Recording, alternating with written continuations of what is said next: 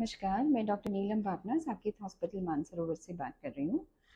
आज हम बात करेंगे कि डिस्चार्ज या सफ़ेद पानी क्यों आता है। बहुत महिलाओं को ये शिकायत रहती है कि सफ़ेद पानी ज़्यादा जाता है और ये बहुत बड़ा मिथ है कि अगर हमारा सफ़ेद पानी जाता है तो हमको बहुत कमज़ोरी आ जाती है, जबकि इसका कोई साइंटिफिक रीज़न या कोरिलेशन नहीं है।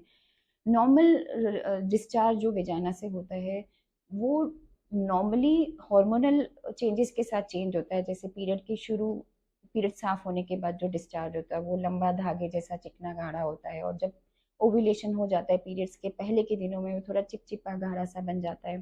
तो that is normal.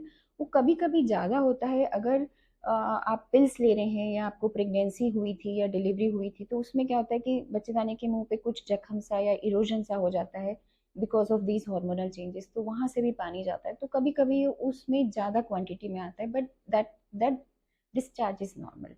Other reasons जो डिस्चार्ज के होते हैं वो हो सकता है कि कोई इन्फेक्शन हो रहा है, पर यूजुअली अगर इन्फेक्शन होता है तो आपको साथ में इचिंग, जलन, ये सब होता है।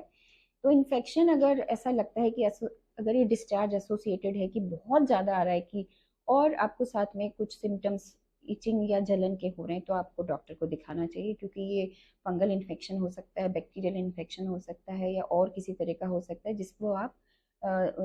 जिसको डॉक्टर आसानी से दवाई देके ट्रीट कर सकते हैं। पर मोस्ट ऑफ द केसेस ये नॉर्मल डिस्चार्ज होता है जिसको हमें डिस्टर्ब नहीं करना चाहिए, क्योंकि अगर हम नॉर्मल डिस्चार्ज के लिए भी एंटीबायोटिक ले लेते हैं तो वो आपके एबनॉर्मल बैक्टीरिया को ग्रो करने में आपको ज़्यादा हेल्प करेगा।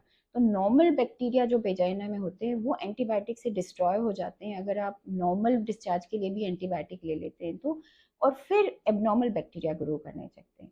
सो you have to be very careful कि वो डिस्चार्ज हेल्दी है या अनहेल्दी।